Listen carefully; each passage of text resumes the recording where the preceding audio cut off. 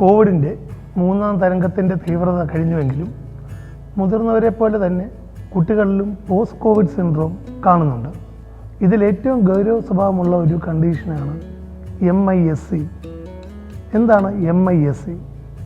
Multi system inflammatory syndrome in children. പേര് പോലെ തന്നെ പല പല സിസ്റ്റത്തിൽ അഫക്റ്റ് ചെയ്യുന്ന ഇൻഫ്ലമേഷനാണ്. ഉദാഹരണം ലങ്സ്, കിഡ്നി, ബ്രെയിന്, സ്കിന്ന്, കണ്ണ് മുതലായ ഓർഗൻസിലാണ് MIS-C അഫക്റ്റ് ചെയ്യുന്നത്.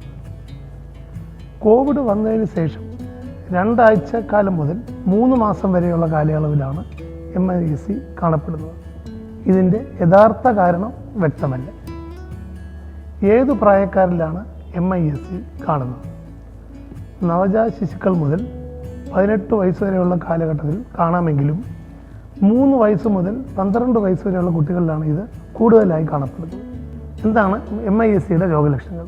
3 ദിവസത്തിൽ കൂടുതലായി കാണപ്പെടുന്ന പനി, കണ്ണിന് ചുറ്റുമുള്ള ചുവപ്പ്, വയറുവേദന, ഛർദിൽ, വയറിളക്കം, തലചുറ്റൽ, പ്രധാനമായി BP കുറയുന്നതുകൊണ്ടുള്ള തലചുറ്റൽ. ഈ രോഗലക്ഷണങ്ങളും ബ്ലഡിൻ്റെ ഇൻഫ്ലമേഷനെ കാണിക്കുന്ന ബ്ലഡ് ടെസ്റ്റുകൾ ഉയർന്നിരിക്കുക. സാധാരണയായി നമ്മൾ ചെയ്യുന്ന ESR, CRP, പ്രോകാൽസിറ്റോണിൻ, LDH, ഫെറിറ്റിൻ മുതലായ ലാബ് ടെസ്റ്റുകളിൽ വ്യതിയാനം കാണപ്പെടുന്നു. ഹാർട്ടിൻ്റെ ഇൻവോൾവ്മെൻ്റ് ഉണ്ടെങ്കിൽ NT-proBNP എന്നുള്ള ടെസ്റ്റും ഉയർന്നതായി കാണപ്പെടുന്നു. ബ്ലഡിൻ്റെ ക്ലോട്ടിങ്ങിന് സംബന്ധിക്കുന്ന വ്യതിയാനം കാണിക്കുന്ന ടെസ്റ്റുകളായ D-ഡൈമർ, PT, APTT മുതലായ വാല്യൂസിലും വ്യതിയാനം കാണിക്കാറുണ്ട്. മേൽപ്പറഞ്ഞ രോഗലക്ഷണങ്ങളും ഈ ബ്ലഡ് ടെസ്റ്റുകളിലും ഉണ്ടായ മാറ്റങ്ങളും വെച്ച് നോക്കിയാൽ നമുക്കൊരു MIS-C ഡയഗ്നോസ് ചെയ്യാൻ സാധിക്കും. വൺസ് MIS-C ഡയഗ്നോസ് ചെയ്ത് കഴിഞ്ഞാൽ സാധാരണഗതിയിൽ കുട്ടിയെ അഡ്മിറ്റാക്കുകയും പീഡിയാട്രിക് ഇൻറ്റൻസീവ് കെയർ യൂണിറ്റിൽ നിരീക്ഷിക്കുകയും ചെയ്യുന്നതാണ് ഉത്തമം. ഹാർട്ടിൻ്റെ ഇൻവോൾവ്മെൻറ്റ് ഉറപ്പിക്കാനായി എക്കോ ടെസ്റ്റ് ചെയ്യുന്നത് നന്നായിരിക്കും. ഇതിൽ കൂടി മയോകാർഡൈറ്റിസ്, പെരികാർഡൈറ്റിസ് മുതലായ ഹാർട്ടിൻ്റെ ഇൻവോൾവ്മെൻറ്റിനെ നമ്മൾക്ക് അറിയാൻ സാധിക്കും. എന്താണ് ഇതിൻ്റെ ചികിത്സ? സാധാരണയായി നമ്മൾ കൊടുക്കുന്ന ആൻറ്റിബയോട്ടിക്സ് കൂടാതെ തന്നെ 2 പ്രധാന ഡ്രഗ്സാണ് MIS-C യൂസ് ചെയ്യുന്നത്. ഒന്ന് ഇമ്യൂണോഗ്ലോബുലിൻ, IVIG എന്ന ഇമ്യൂണോഗ്ലോബുലിൻ, 2 മീഥൈൽപ്രെഡ്നിസോലോൺ. ഓർക്കുക, ഈ 2 മെഡിസിൻസും പ്രോപ്പറായി കൊടുക്കുകയും പ്രോപ്പറായി മോണിറ്റർ ചെയ്യുകയും ചെയ്താൽ പൂർണ്ണമായി സുഖപ്പെടുത്താൻ ഒക്കുന്ന ഒരു രോഗമാണ് MIS-C.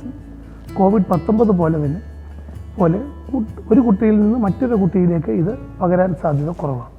യഥാസമയം ഡയഗ്നോസ് ചെയ്യാതിരിക്കുകയും മേൽപ്പറഞ്ഞ ഡ്രഗ്സ് കൊടുക്കാതിരിക്കുകയും ചെയ്താൽ ഭാവിയിൽ കുട്ടികളുടെ ഹാർട്ടിന് തകരാറ് വരാൻ സാധ്യതയുണ്ട്. അതുകൊണ്ട് കറക്റ്റ് സമയത്ത് ഡയഗ്നോസ് ചെയ്യുകയും ചികിത്സിക്കുകയും ചെയ്താൽ പൂർണ്ണമായി നമ്മൾക്ക് ഭേദമാക്കാൻ കഴിയുന്ന ഒരു കണ്ടീഷനാണ് MIS-C. MIS-Cയും ഇതിനോടനുബന്ധിച്ചുള്ള പ്രോബ്ലംസും ചികിത്സിക്കാൻ തിരുവല്ല മെഡിക്കൽ മിഷനിലെ പീഡിയാട്രിക് ഡിപ്പാർട്ട്മെൻറ്റ് സുസജ്ജമാണ്. കൂടാതെ വീഡിയോ കൺസൾട്ടേഷനും ടെലി കൺസൾട്ടേഷൻ സേവനങ്ങളും ഇവിടെ ലഭ്യമാണ്. ഓർക്കുക, ഭയമല്ല, ജാഗ്രതയാണ് പ്രധാനം.